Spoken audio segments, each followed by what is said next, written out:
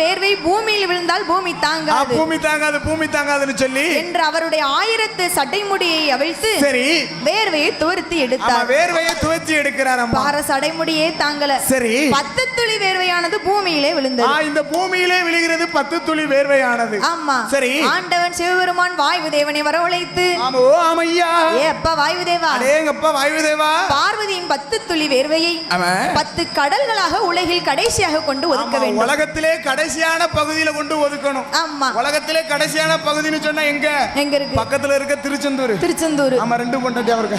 சரி, அவர் ஊர் தான் உலகத்திலே கடைசியான பகுதி. கடைசியான பகுதி. உலகத்திலே கடைசியான பகுதியை கொண்டு 10 துளி வேர்வையை ஒதுக்கணும் சொல்லும் போது என்று வாயுதேவனும் 10 துளி வேர்வையை கடைசியாக கொண்டு ஒதுக்கி சரி 10 கடல்களுக்கும் எப்படி பெயர் கொடுக்கிறார்? எப்படி அம்மா பெயர் கொடுக்கின்றார்? ஒங்கு சங்கும் தீவு கப்பா, ஒங்கு சங்கும் தீவு கப்பா, ஒன்றாங்கடல் ஒரு கடல், காங்கேசம் மங்கரை தீவு, கருப்பு கடல் 2ஆம் கடல், முதியக்கரை கொஞ்ச தீவே, முதியக்கரை 3ஆம் கடல் மோர்கடலா, முதியக்கரை கொஞ்ச தீவு, முதியக்கரை கொஞ்ச தீவு, 3ஆம் கடல் மோர்கடலா.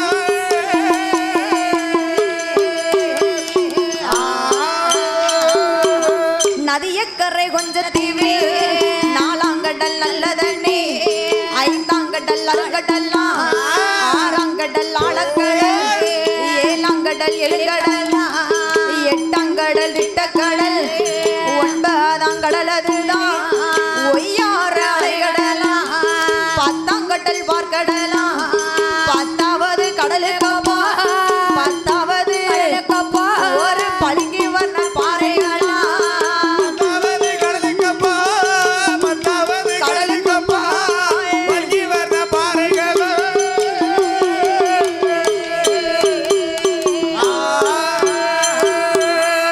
உங்கள் வியாபாரத்தை இன்னும் மேம்படுத்த விளம்பர வண்டி தேவைக்கு எங்களிடம் அணுகவும். 9443554244